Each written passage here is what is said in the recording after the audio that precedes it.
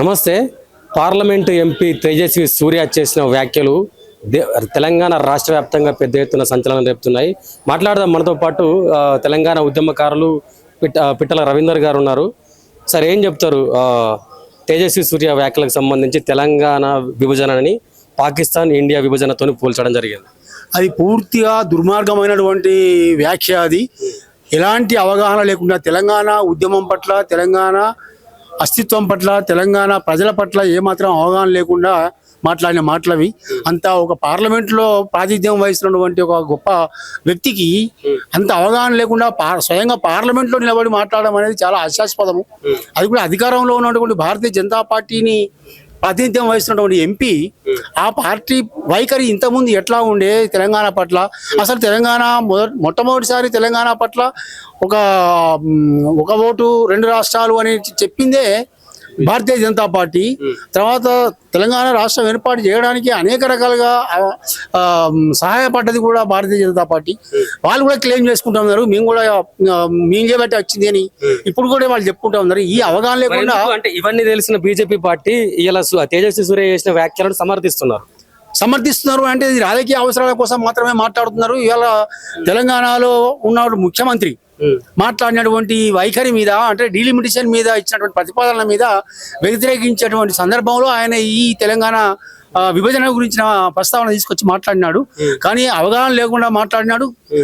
ఈ రాష్ట్రం నుంచి ప్రాతినిధ్యం వహిస్తున్న, తెలంగాణ నుంచి ప్రాతినిధ్యం వహిస్తున్నటువంటి 8 మంది పార్లమెంటు సభ్యులు మూకుమ్మడిగా తప్పనిసరిగా ఆయన వైఖరిని ఖండించాలి, ఆయన వ్యాఖ్యలను ఖండించాలి, వాపసు తీసుకోవాలని, బేషరతుగా వాపసు తీసుకోవాలని పార్లమెంట్ సాక్షిగా వాళ్ళు డిమాండ్ చేయాలి. లేకపోతే తెలంగాణలో ప్రజల యొక్క ఆగ్రహాన్ని ఇక్కడి ఎంపీలు కూడా, ఇక్కడి భారతీయ జనతా పార్టీ ఎంపీలు కూడా, కాంగ్రెస్ పార్టీ ఎంపీలు ఎవరైతే మౌనంగా ఉన్నారో ఇవాళ మౌనంగా ఉండడం కూడా అంగీకారంగానే భావించాల్సి వస్తుంది. కాబట్టి కాంగ్రెస్, తెలుగుదేశం పార్టీ రెండు పార్టీలకు సంబంధించి, కాంగ్రెస్ బీజేపీకి సంబంధించిన ఈ రాష్ట్రంలోని 17 మంది పార్లమెంట్ సభ్యులు కూడా దానికి బాధ్యత వహించాలి. తప్పనిసరిగా ఆయన క్షమాపణను డిమాండ్ చేయాలి. లేని పక్షంలో తెలంగాణ ప్రజల ఆగ్రహానికి మీరు అందరూ కూడా గురి కావాల్సి వస్తుంది అనేది తెలంగాణ అస్తిత్వ హెచ్చరిస్తా ఉన్నాం. ఆషామాష ముచ్చట్న తెలంగాణ విభజన అనేది, అంటే ఇంత సింపుల్ గా ఆయన పాకిస్తాన్ ఇండియాతో పోల్చినప్పుడు తెలంగాణ విభజన అనేది ఎంతో మంది అమరత్యాగుల పుణ్యఫలం ఇది. అసలు ఇంత సింపుల్ గా మాట్లాడడం ఎంతవరకు కరెక్ట్? అవగాహన, పూర్తి అవగాహన రాయితేమో బచ్చకాలి అనేది అర్థమైపోతున్నాయి. ఆయన బచ్చగాడు అనేది అర్థమైపోతుంది. తెలంగాణ ఉద్యమం 20 ఏళ్ల నుంచి, 50 ఏళ్ల నుంచి, 60 ఏళ్ల నుంచి నడుస్తా ఉన్నది. ఇది 15 ఏళ్ల నుంచి దీని మీద ప్రక్రియ జరుగుతూ ఉన్నది. ఆ అవగాహన లేదు. 12 ఏళ్ళైంది ఈ తెలంగాణ ఏర్పడి. ఆయన లాగు దొడిగినో లేదో ఈ ఎంపీ అంటోడు, లాగు దొడిగినో లేదో కూడా తెలియదు అప్పటికి ఉద్యమం జరుగుతున్నప్పుడు. కాబట్టి అంతా బచ్చకాలి లాగా పార్లమెంట్ లో మాట్లాడడం అనేది ఉందాతనానికి భిన్నమైంది అది. కాబట్టి ఆయన ముఖ్యంగా మన తెలంగాణ నుంచి ప్రాతినిధ్యం వహిస్తున్న పార్లమెంట్ సభ్యులు ఎందుకు మౌనంగా ఉన్నారనేది అవమానకరంగా ఉన్నది. ఆయన మాట్లాడిన దానికంటే కూడా ఇక్కడ ఎంపీలు మాట్లాడకుండా ఉండడం అనేది చాలా అవమానకరంగా కనిపిస్తా ఉన్నది. వీళ్ళన్న కనీసం తెలంగాణ ఉద్యమానికి సంబంధించిన త్యాగాల గురించి, తెలంగాణ ఉద్యమ పోరాటాల గురించి గౌరవించి కనీసం ఆయన నోరు ముగించాల్సి ఉండే, పొరపాట్ల మాట్లాడిండు అని సర్ది చెప్పాల్సి ఉండే, లేదా ఆయన క్షమాపణ డిమాండ్ చేయాల్సి ఉండే. కాబట్టి వీళ్ళ అవగాహన లేకుండా ఆయన మాట్లాడితే వీళ్ళు చేతగాని జరగడంతో వీళ్ళు చేతులు ముడుచుకొని కూర్చోవడం అనేది చాలా పిరికి పందాల చర్య ఇది. కాబట్టి ఇక్కడి ఎంపీలు, తెలంగాణ నుంచి ప్రాతినిధ్యం వహిస్తున్న ఎంపీలు కూడా దీనికి బాధ్యత వహించాలి. ఆ వ్యాఖ్యలను నిరసించకపోవడం వల్ల, ఆ వ్యాఖ్యలను వ్యతిరేకించకపోవడం అనేది అంగీకరించినట్టుగానే భావించాల్సి వస్తుంది. కాబట్టి మీరు కూడా బాధ్యత వహించాలి. కాబట్టి తెలంగాణ ప్రజల పట్ల ఏమాత్రం మీకు సోయి ఉన్నా, ప్రేమ ఉన్నా, తెలంగాణ ఉద్యమం పట్ల ఏమాత్రం గౌరవం ఉన్నా కూడా మీరు ఇవాళ ఆ వ్యాఖ్యలను వాపసు తీసుకునేదాకా ఉద్యమం చేయాల్సిన అవసరం ఉన్నది అని చెప్పి మీ ద్వారా తెలియజేస్తా ఉన్న వాళ్ళకు. అవి వ్యాఖ్యలు అసలు లేదంటే మన తెలంగాణ గురించి ఒక హేళన చేస్తున్నారా? అది అలా అనిపిస్తుంది. ఎందుకంటే ఇప్పుడు జనరేషన్ పిల్లలకు కూడా ఆయన చెప్పిన మాట గురించి వాళ్ళకి ఏమనిపిస్తుంది, ఏంటి ఇది మన రాష్ట్రమేనా అని అనిపిస్తుంది. ఎందుకంటే చాలా మంది పిల్లలు కూడా, నేను డిగ్రీ కాలేజ్ ప్రిన్సిపల్ని, చాలా మంది పిల్లలు కూడా మేడం ఇట్లనా మన గురించి మాట్లాడేది, మన బీజేపీ లీడర్లు ఉన్నారా, కాంగ్రెస్ లీడర్లు ఉన్నారు, వాళ్ళు ఎందుకు గొంతు ఇప్పుతలేరు, ఎందుకు ఆ పరిస్థితుల్లో ఎందుకు మాట్లాడలేకపోతున్నారు? మాకు ఈ రాష్ట్రం అంటే ప్రేమ, మేము ఈ రాష్ట్రం కోసం ఏదో చేస్తున్నాం, ఇది చేస్తున్నాం, అది చేస్తున్నాం, అది కాదు. ఫస్ట్ మన మీద ఒకళ్ళు వేలెత్తి చూపించినాక పాకిస్తాన్ తో పోల్చడము అసలు చాలా చాలా బాధాకరమైన విషయం. ఎందుకు అనంటే పాకిస్తాన్ ఎక్కడుంది, తెలంగాణ ఎక్కడుంది? ఈ గడ్డలో ఉండేటోళ్ళు, ఇక్కడ పుట్టి పెరిగినోళ్ళు, ఈ మట్టిలో ఉండేటోళ్ళు, ఈ నీళ్లు తాగినోళ్ళకి అక్కడ కూర్చున్న వాళ్ళకి ఏం అనిపించకపోవడం అనేది చాలా బాధాకరం. అంటే చిన్న చూపు అంటారా తెలంగాణ అంటే వాళ్ళకి? ముందు నుంచే చిన్న చూపు ఉన్నది. ముందు నుంచి చిన్న చూపు ఉన్నందుకే కదా చాలా మంది మన పద్ధతి అయినా, మన మాట్లాడే తరీకా అయినా, మన పండగలనైనా జోక్ గా తీసేటోళ్ళు చాలా మంది ఉండే.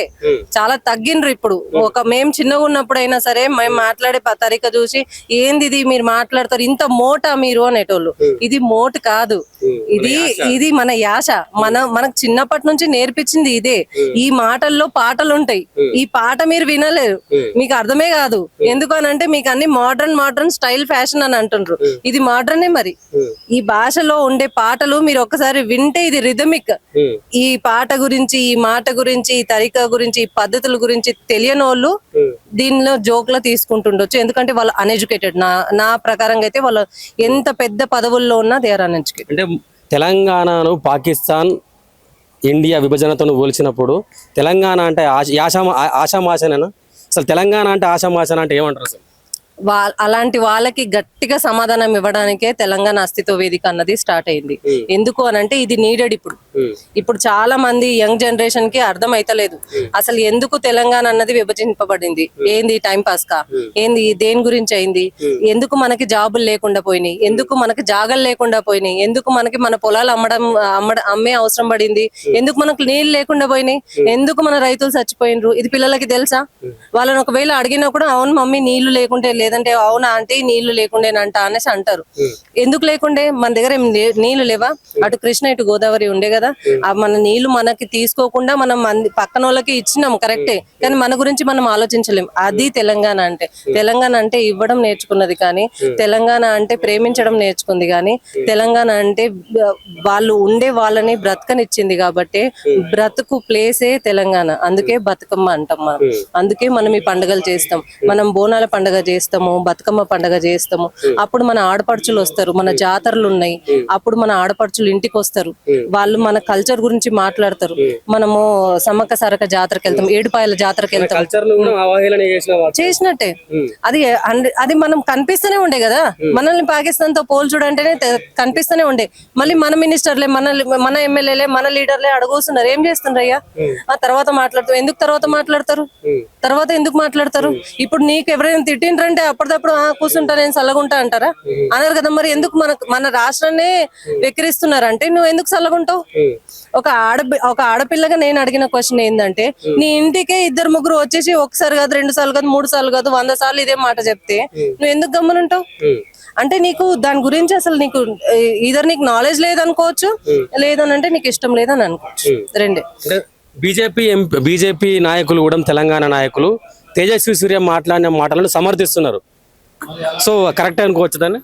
వీళ్ళు సమర్థిస్తున్నారా లేదా అన్నది మీడియా కవర్ చేసినంత వాటిలో వాళ్ళు ఏం చెప్తున్నారు, మాకు కూడా ఈ రాష్ట్రం అంటే మాకు ఇష్టం, కానీ మేము ఆ మూమెంట్ లో చెప్పలేకపోయినాం అని అంటారు.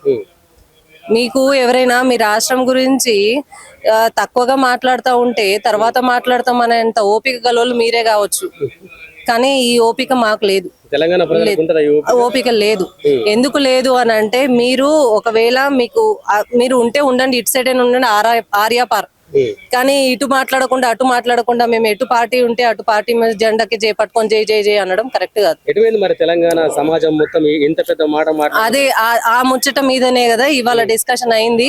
ఇవాళ చెప్తున్నాం కదా, తెలంగాణ అస్తిత్వ వేదిక వచ్చే అవసరం పడిందే దీనివల్ల. అంటే మన రాష్ట్రంలో మన ఫెస్టివల్స్ అయినా, మన పండుగలు, మన ఏదైనా సరే దీన్ని ఒక జోక్ గా తీయడము, ఒక మజాక్ గా తీయడము వాళ్ళకి గ్రేట్నెస్ అనిపిస్తున్నది. కానీ ఒకళ్ళని మజాక్ చేసినోడు ఫస్ట్ ఆయననే మజాక్ అవుతాడని తెలుస్తలేదు. ఎందుకంటే ఇప్పుడు జనరేషన్స్ అప్పుడు గమ్మున ఉండే రకాలు కాదు. ఇప్పుడు జనరేషన్ లేదు ఇంకా వాళ్ళు చెప్పిందే కరెక్ట్, అప్పుడు కొంచెం మధ్య కాలంలో జరిగిందేమో, కానీ ఇప్పుడు కాదు. ఇప్పుడు అట్లా సైలెంట్ గా ఉండేటోళ్ళు కాదు జనరేషన్. కేవలం తేజస్వి సూర్య వ్యాఖ్యలే కాదు, గతంలో ఆంధ్రప్రదేశ్ డిప్యూటీ సీఎం పవన్ కళ్యాణ్ కూడా ఒక వ్యాఖ్య చేసిండు. తెలంగాణ దిష్టి అలిగి ఇక్కడ కొబ్బరి సీమంత నాశనం అవుతుందని అన్నప్పుడు కూడా తెలంగాణ సమాజం ఎక్కడ లేచి మాట్లాడలేని పరిస్థితి. అందుకే మన నీళ్ళు తాగుతుంటారు కదా, అందుకే మన నీళ్ళే వాళ్ళ పొలాలకి పోతున్నాయి కదా, అందుకే మన దగ్గర వచ్చేసే కదా వాళ్ళు జాబులు చేస్తున్నారు. ఏం మాట్లాడతారు? మన దగ్గర వచ్చి జాబులు చేసే మన ల్యాండ్ లో ఉండే ఇన్నేళ్లు ఉన్నారు, ఇప్పుడు కూడా ఉన్నారు, మరి అదేటి పోయింది? తిన్న ఉన్న జాగా తిన్న నేల తిన్న ప్లేస్ ని నువ్వు అట్లా చెప్తున్నావు అంటే అయ్యా నీకో దండం. ఎందుకంటే మేమున్నాం ఇక్కడ, నేను ఇక్కడ మా తాతలు ముత్తాతల నుంచి తెలంగాణలోనే ఉన్నారు. నేను ఒక రాజ్పూత్ని, కానీ నేనేమనుకుంటా ఇది నా దేశం, ఇది నా రాష్ట్రం, ఇది నా భూమి, నేను ఈ భూమిని ప్రేమిస్తున్నా. నేను చచ్చిపోయినాక కాల్చి బూడిద చేసింది కూడా ఈ భూమి మీదనే, మా తాతని దీని మీదనే కాల్చిండ్రు, ఈ భూమి మీదనే, మా నాన్న కూడా దీని మీదనే చచ్చిపోయిండు, నేను కూడా పోయేది ఈ భూమి మీదనే. కానీ ఇట్లాంటి ప్లేస్ లో ఉండి నువ్వు తిన్నావు, నీ పిల్లలు పుట్టిండ్రు, నీకు జాబు, నీకు పైసలు వచ్చినాయి, సంపాదించినావు, అన్ని చేసినావు, ఇప్పుడు దీని గురించి నువ్వు జోకేస్తావేంది? అది కరెక్టేనా? మీరే చెప్పండి. కరెక్ట్ అంటే నేను ఒప్పుకుంటా. నువ్వు ఉన్న తిన్న కంచం మీదనే ఊంచే రకాలు చేయొద్దు, తప్పది. అంత పెద్దవాళ్ళ గురించి మాట్లాడడం కరెక్ట్ కాదు అనిపిస్తది, కానీ మన అస్తిత్వం మీద వేలెత్తినాక ఎవరైనా సరే ఒక మామూలు మనిషి లాగా కూడా మనం ఆన్సర్ ఇవ్వాలి, ధైర్యంగా మాట్లాడాలి. ఈ జనరేషన్ లో తెలంగాణ యాస గానీ, తెలంగాణ కల్చర్ గానీ డెవలప్ అయిందా? ఇప్పటికీ ఇంకా అసమానతలు కొనసాగుతున్నాయి అని అంటే ఏం చెప్తారు దాని గురించి? 100% అసమానతలు కొనసాగుతున్నాయి. 100% ఉన్నది అసమానత. మనకి ఏడ కూడా మన రాష్ట్రం మీద అవగాహన పిల్లలకి లేదు, వాళ్ళకి మన కల్చర్ మీద అవగాహన లేదు. ఎందుకు లేదు అని అంటే, ఇప్పుడు నిన్న మొన్న ఇప్పుడు మన ఇంట్లోనే పెద్దవాళ్ళు ముసలోళ్ళు ఉన్నారు, వాళ్ళతో మాట్లాడండి. వాళ్ళు ఏ పద్ధతికి మాట్లాడతారు, ఎట్లుంటారు, చుట్టాలు వస్తే ఎట్లా రిసీవ్ చేసుకుంటారు. ఇప్పుడు పిల్లలకి కంప్లీట్లీ వాళ్ళకి వాళ్ళ పనుల మీదనే ఇంట్రెస్ట్ ఉండిపోయింది. కానీ అరే మన రాష్ట్రం, ఇది మన దేశం, ఇది మనం ఇక్కడ ఉన్న ప్లేసు, ఇది మన కల్చర్, ఇక్కడ నేను నాకు బువ పెట్టిండ్రు, వీళ్ళ దగ్గర నేను పెరిగిన అని అనుకోవాలి. అనుకోవడము అన్నది తెలుసుకోవాలంటే అమ్మ నాన్న కూడా ఎప్పుడెప్పుడు పిల్లలతో డిస్కషన్ చేయాలి ఇలాంటి విషయాల గురించి. అరే మనం ఈ తెలంగాణ గడ్డలో పుట్టి పెరిగినాంరా, మనది ఈ ప్లేస్, మనం ఈడ ఉన్నప్పుడు దీన్ని కాపాడడం మన ధర్మము. కానీ దీనికి అగేన్స్ట్ గా మాట్లాడే వాళ్ళతోని అవునా అనేసి అక్కడ అనుకొని వచ్చేయడం కాదు, కరెక్ట్ గా వ్యతిరేకించి మాట్లాడాలి. తెలంగాణ యువతకు అందరికి ఏం పిలుపునిస్తారు ఈ ఐక్య వేదిక? నేను తెలంగాణ యువతకు అందరికి చెప్పేది ఒకటే, మన అస్తిత్వాన్ని కాపాడండి. ఎందుకనంటే మన పెద్దలు తెలంగాణ తెచ్చిండ్రు, మీరు తెలంగాణని కాపాడాలి. మన అస్తిత్వాన్ని, మన ఉనికిని కాపాడండి, మన కల్చర్ని కాపాడండి, మన నేలని కాపాడండి, మన నీళ్ళని కాపాడండి. ఇక్కడ అన్ని భాషలు తెలిసిన వాళ్ళు, అన్ని రకాల మనుషులు ఉన్నారు, అందరికీ అన్నం పెడుతుంది ఈ భూమి. ఈ భూమిని కాపాడండి. ఇక్కడ నీళ్లు లేక చాలా మంది కష్టపడుతున్నారు. ఇక్కడ పొలాలు ఎండిపోయి చాలా మంది బాధపడుతున్నారు. ఏడపోయినాయి మన నీళ్లు? ఏడుంది మన నీళ్లు? మన విత్తనాలు, మన పంటలు, పొలాలు అన్ని పోయినాయి. ఏడపోయింది? ఎందుకు మీరు ఆలోచిస్తలేరు? మనకి జాబులు లేకుండా పోయినాయి చాలా మందికి. జాబులు ఉన్నాయి, ఏడున్నాయా చూపించండి ఒకసారి. యూత్ ని పిలవండి, అడగండి ఒకసారి, మీకు ఎంత మందికి ఫుల్ జాబులు ఉన్నాయిరా, మీకు ఎంత మందికి ఆపర్చునిటీ, హయ్యర్ పొజిషన్ లో ఎంత మంది ఉన్నారు చెప్పండి. లేరు, చాలా మంది స్ట్రగుల్ చేస్తున్నారు ఇప్పటికీ కూడా. సో దాని గురించి మీరు ఒకసారి ఆలోచించండి. మనం ఉండే గడ్డ మీద మనం ఉండే ప్లేస్ కి రెస్పెక్ట్ ఇవ్వాలని అంటే, మీరు ఎప్పుడైనా సరే ఎవరైనా వ్యతిరేకంగా మాట్లాడితే ఇంకొకసారి మూతోడు జవాబు అన్నట్టుగా ఉండాలి.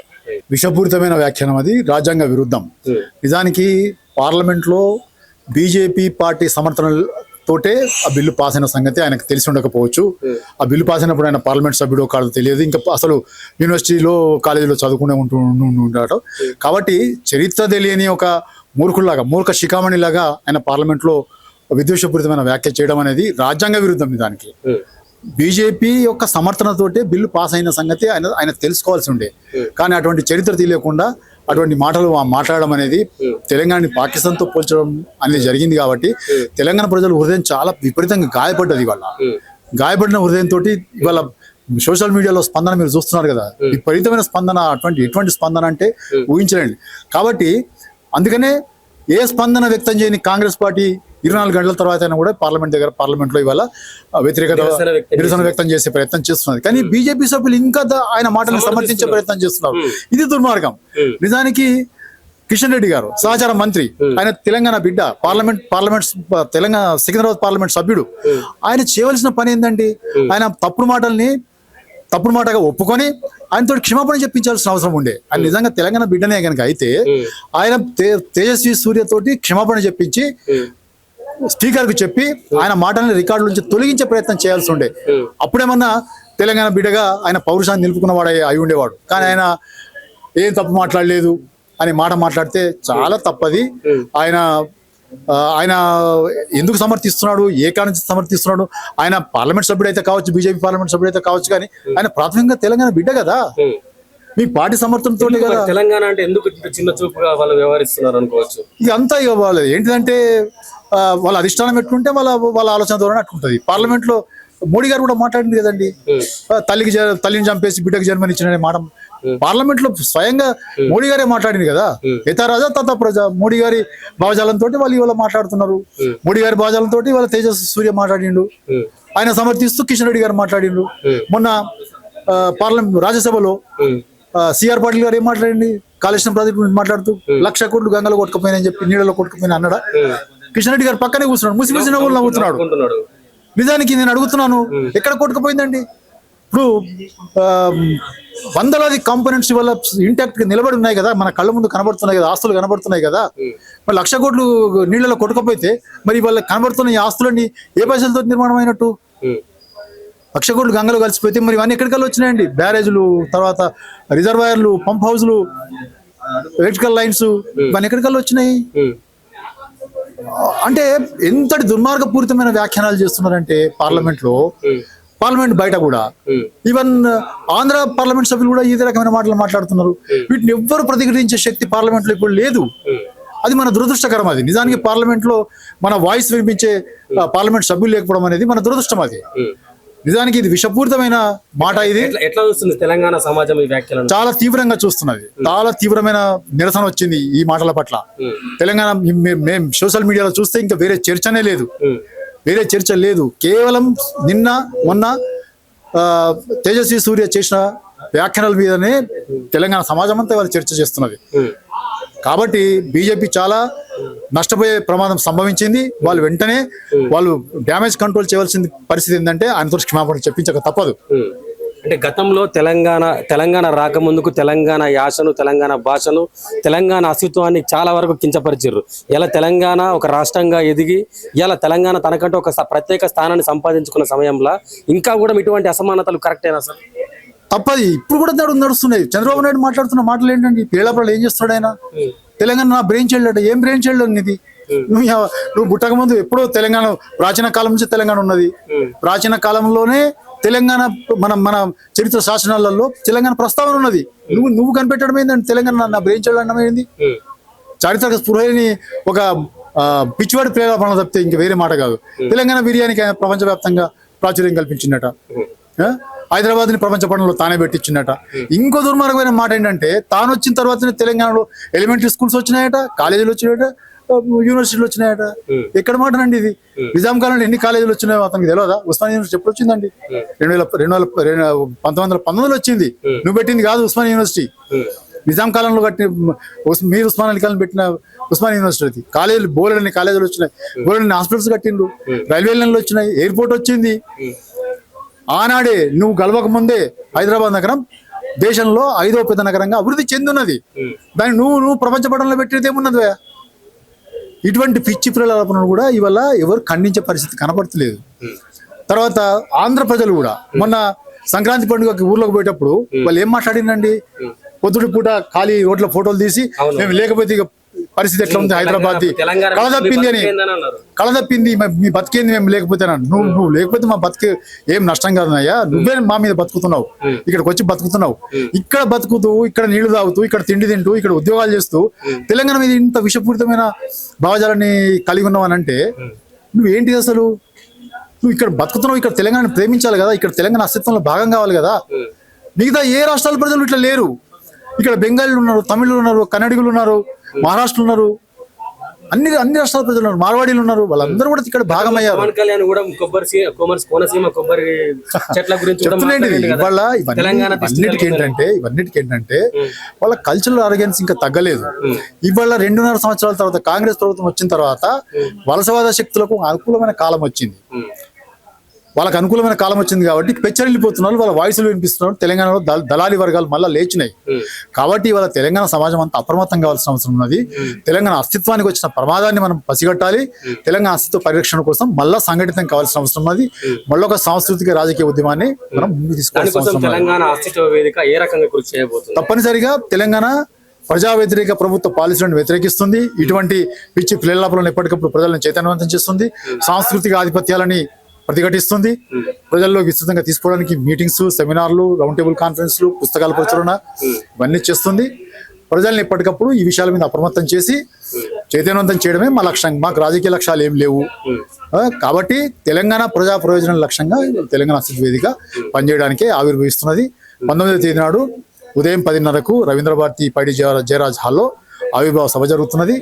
ఆ సభలో ఒక పుస్తకం కూడా, తెలంగాణ అస్తిత్వం అనే ఒక వ్యాసాల సంకలనం కూడా తీసుకొస్తున్నాం. ఆ వ్యాసాల్లో చాలా విషయాలు మేము తెలంగాణ అస్తిత్వానికి సంబంధించిన ప్రాచీన అంశాలు, నిర్మితి, దాని ప్రభావాలు ఎట్లా ఉన్నాయి, అవన్నీ చాలా కూలంకషంగా మంచి మేధావులు రాసిన వ్యాసాల పుస్తకంలో ఉన్నాయి. కాబట్టి ప్రజలందరూ ఆ సమావేశానికి హాజరై తెలంగాణ పౌర సమాజం అంతా ఆ సభను విజయవంతం చేసి వేదికతో కలిసి రావాల్సిందిగా మీ ద్వారా విజ్ఞప్తి చేస్తాం.